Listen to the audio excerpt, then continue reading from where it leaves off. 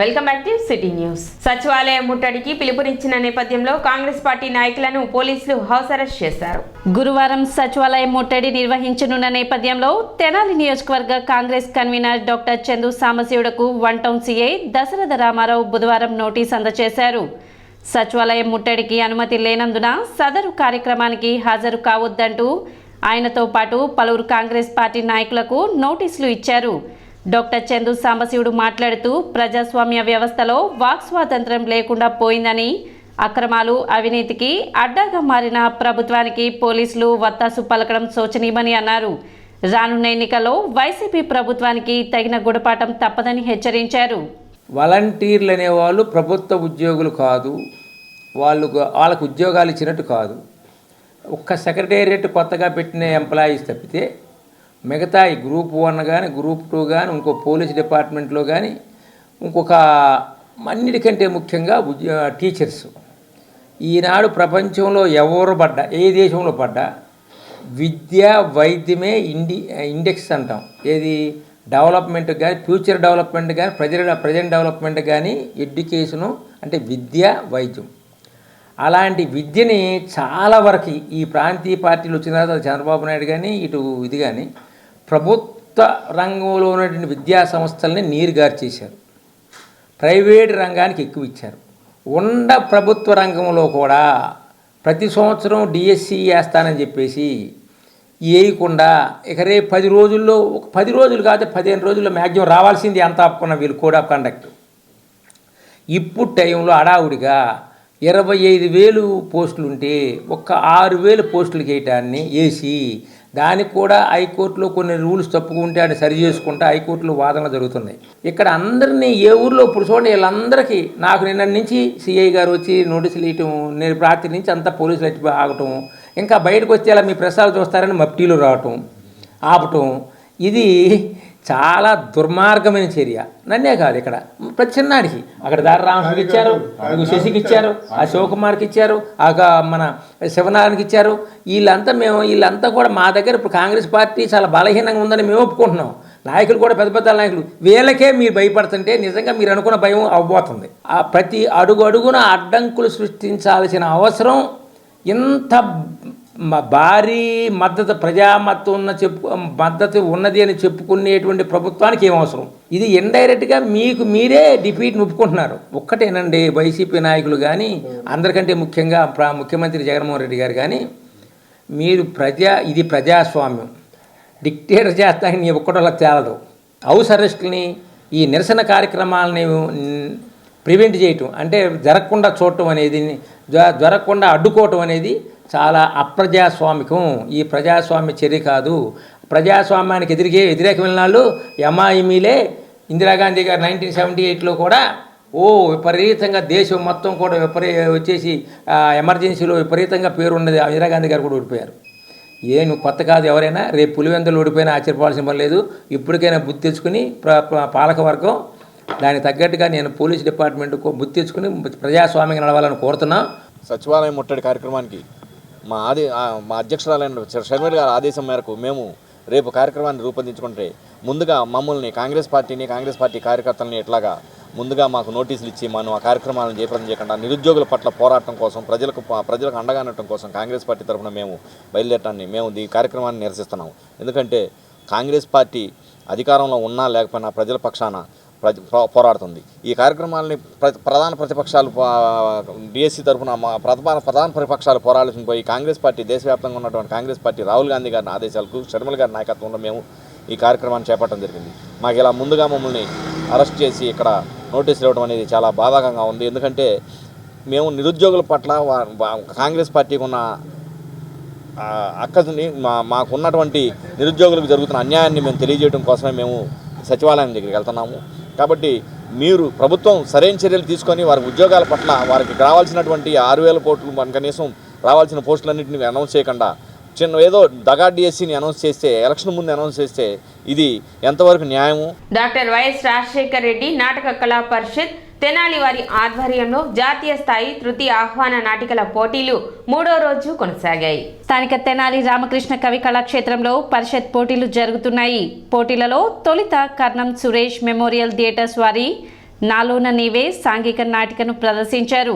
రచన దర్శకత్వం బొమ్మిడి రామకృష్ణ వహించారు. అనంతరం పట్టణంలో సేవారంగ ప్రముఖులు విజయలక్ష్మి శ్రీనివాస నాట్య మండలి నిర్వాహకులు దీపాల సుబ్రహ్మణ్యం ఏల్చూరి అమ్మ చారిటబుల్ ట్రస్ట్ నిర్వాహకులు నాగలక్ష్మిలను ఘనంగా సత్కరించి జ్ఞాపికలు అందజేశారు. రెండో ప్రదర్శనగా ఉషోదయ కళానికేతన్ కాట్రపాడు వారి విముక్తి సాంఘిక నాటికను ప్రదర్శించారు. రచన దర్శకత్వం చెరుకూరి సాంబశివరావు వహించారు. నాటక కళా పరిషత్ నిర్వాహకులు ఆరాధ్యుల కన్నా డాక్టర్ అయినాల్ మల్లేశ్వరరావు, అద్దేపల్లి లక్ష్మణ శాస్త్రి, పిట్టు వెంకట కోటేశ్వరరావు, కళాకారుల సంఘం పట్టణ ప్రధాన కార్యదర్శి గరికపాటి సుబ్బారావు తదితరులు పర్యవేక్షించారు.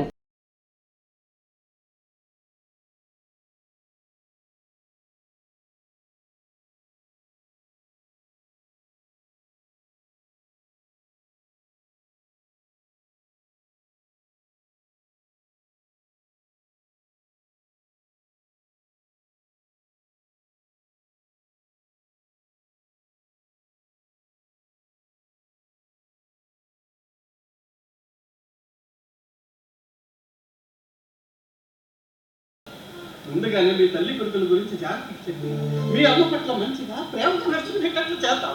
ఒక్క మాటలో సర్దుపోయి మారిపోయి జనరేషన్లో సమాజం కాసారి నడుస్తుంది. చెప్పుడు మాటలు, లేనిపోయిన అనుమానాలు, సెల్ ఫోన్లో సంఘటనలు చూసి మీలాంటి పెద్దవాళ్ళ అనుభవాలకు మీ మాటలకు విలువ రోజు కోర్టులో చూసేవాడు. అందుకని అమ్మాయిని ప్రాక్టికల్గా నడిపిద్దామంట.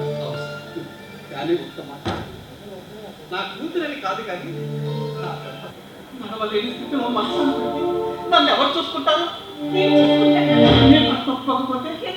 ఎందుకు తప్పుకోవాలి? మీరు ఎక్కడ సమాధానం లేదు, ఉండదు కూడా. ఎందుకంటే అది అతని వ్యక్తిత్వంపై ఆధారపడుతుంది.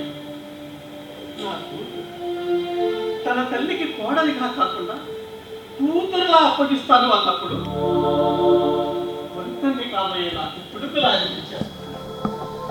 అందుకే ఈ నిర్ణయం.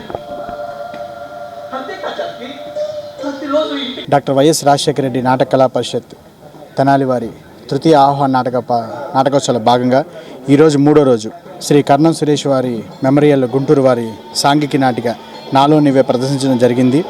ఆ తర్వాత ఈరోజు తెలుగు భాష ఔన్నత్యం గురించి డాక్టర్ అయినాల్ మల్లేశ్వరరావు గారు, శ్రీ సోలా శంకర్ గారు మరియు ఎర్రంశెట్టి హనుమంతరావు గారు తెలుగు భాష గొప్పతనం గురించి చెప్పారు. ఆ తర్వాత మన పట్టణంలో సేవ చేస్తున్న శ్రీ దీపాల సుబ్రహ్మణ్యం గారు, విజయలక్ష్మి నాట్య కళామండలి మరియు Amma charitable trust chairman Shri Elchuri Nagalakshmi గారు, వీళ్ళు ఇరువురికి సన్మానం జరిగింది. ఆ తర్వాత శ్రీ కాట్రపాడు వారి నాటిక విముక్తి రచనా దర్శకత్వం శ్రీ చెరుకూరి సాంబశివరావు గారి నాటిక ప్రదర్శించడం జరిగింది.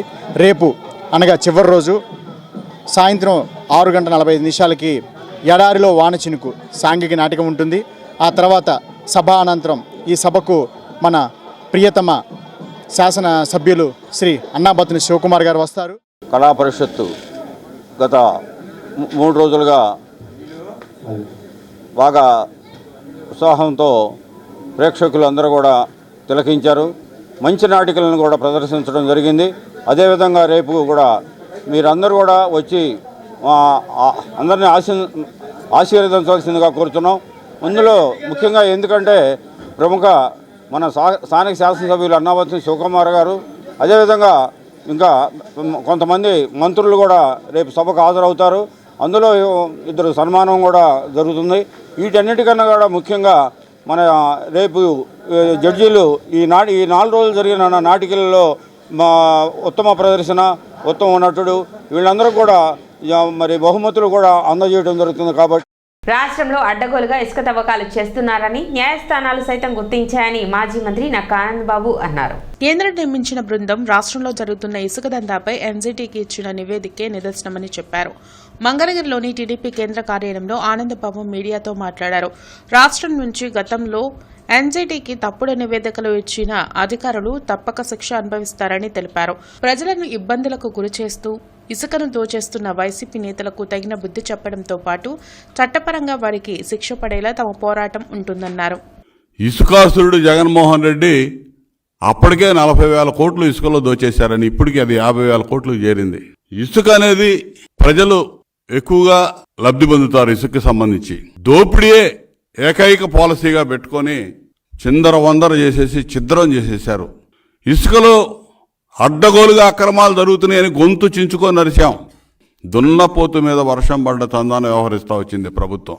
అనేక కేసులు దాఖలైన ఈ ఇసుక అక్రమ దందా మీద అడ్డగోలుగా వాదిస్తూ వచ్చింది ప్రభుత్వం.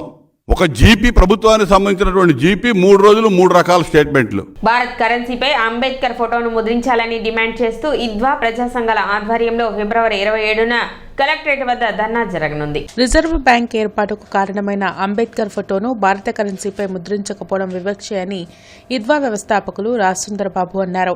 ఈ నిరసనలో ప్రతి ఒక్కరూ పాల్గొనాలని పిలుపునిచ్చారు. అలాగే 125 అడుగుల అంబేద్కర్ విగ్రహం ఏర్పాటు చేయాలని ఎప్పటి నుంచో పోరాటం చేసిన రాజసుందరబాబును రెవెన్యూ కళ్యాణ మండపంలో అదే రోజున ఘనంగా సత్కరించనున్నారు. ఈ కార్యక్రమాలను సంబంధించి పోస్టర్లను అంబేద్కర్ భవన్లో ఆవిష్కరించారు. కానీ భారత రిజర్వ్ బ్యాంక్ అనేది ఏర్పాటుకు ముందు రాయల్ కమిషన్ వాళ్ళు ఏర్పాటు చేసిన సమావేశంలో అక్కడ వచ్చిన ప్రజాప్రతినిధులందరి చేతుల్లో కూడా అంబేద్కర్ గారు రాసినటువంటి భారతదేశము రూపాయి అనే సమస్య మీద రాసిన పరిశోధనాత్మక గ్రంథం సిద్ధాంతాలు ఉన్నాయి.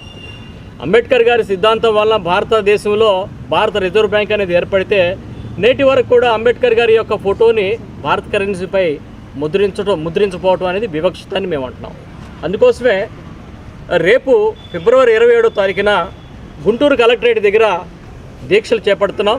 భారత్ కరెన్సీ మీద అంబేద్కర్ గారి బొమ్మ ముద్రించాలని కోరుతూ ఏపీ ల్యాండ్ టైటిలింగ్ యాక్ట్ ను రద్దు చేయాలని డిమాండ్ చేస్తూ గుంటూరు బార్ అసోసియేషన్ ఆధ్వర్యంలో జిల్లా కోర్టు వద్ద చేపట్టిన న్యాయవాదుల నిరసన దీక్షలు కొనసాగుతున్నాయి. గత 2 నెలలుగా ఏపీ ల్యాండ్ టైటిలింగ్ యాక్ట్ చట్టాన్ని రద్దు చేయాలని పోరాటం చేస్తున్నా ప్రభుత్వం నుంచి ఎలాంటి స్పందన లేదని గుంటూరు బార్ అసోసియేషన్ అధ్యక్షులు సురేష్ అన్నారు. ఈ చట్టానికి ఇంకా నిబంధనలు తయారు చేయలేదని చెబుతున్న రెవెన్యూ మంత్రి యాక్ట్ను ఎందుకు రద్దు చేయరని ప్రశ్నించారు. మార్చి 2న ఏపీ ల్యాండ్ టైటిలింగ్ యాక్ట్ రద్దుపై రాష్ట్ర సదస్సు నిర్వహించి తదుపరి కార్యాచరణను నిర్ణయించనున్నట్లు చెప్పారు. భూమి మీద హక్కుని కోల్పోతారు అని గత 2 నెలలుగా మేము నిరాహార దీక్షలు నిరసన ప్రదర్శన చేస్తున్నాం. ప్రభుత్వ అధికారుల దృష్టికి తీసుకెళ్తున్నాం. అయితే రెవెన్యూ మినిస్టర్ గారు, ఆ ప్రభుత్వ అధికారులు ఏం చెప్తున్నారు, మేము ఇంకా ఈ చట్టం అమల్లోకి తేలేదు, ఇంకా రూల్స్ ఫ్రేమ్ చేయలేదని చెప్తున్నారు. ఇలా రూల్స్ ఫ్రేమ్ చేయకుండా అమలు కాకుండా ఉన్నప్పుడు ఆ చట్టాన్ని ఆపేయమని అడుగుతున్నాం, ఆ చట్టాన్ని రద్దు చేయమని అడుగుతున్నాం, జీవోని రద్దు చేయమని అడుగుతున్నాము. మేము ఎంత చెప్పినప్పటికీ ప్రభుత్వ అధికారులు వినటం లేదు. ఆ వినకపోవటం వల్ల మేము ప్రతిపక్ష నాయకుడు చంద్రబాబు నాయుడు గారికి, అలానే పవన్ కళ్యాణ్ గారికి, వైసీపీ నాయకురాలు షర్మిల గారికి వినతి పత్రం ఇవ్వడం జరిగింది. సిటీ న్యూస్ ముంచే ముందు ముఖ్యాంశాలు మరోసారి.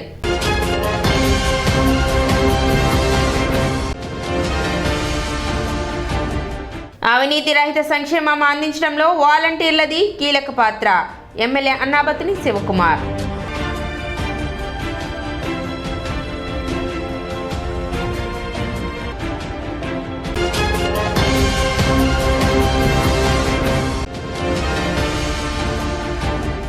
తెనాలి నియోజకవర్గ తెలుగుదేశం పార్టీ ఆధ్వర్యంలో షెడ్యూల్ కులాల ఆత్మీయ సమావేశం. ముఖ్య అతిథిగా హాజరైన మాజీ మంత్రి ఆలపాటి రాజేంద్ర ప్రసాద్.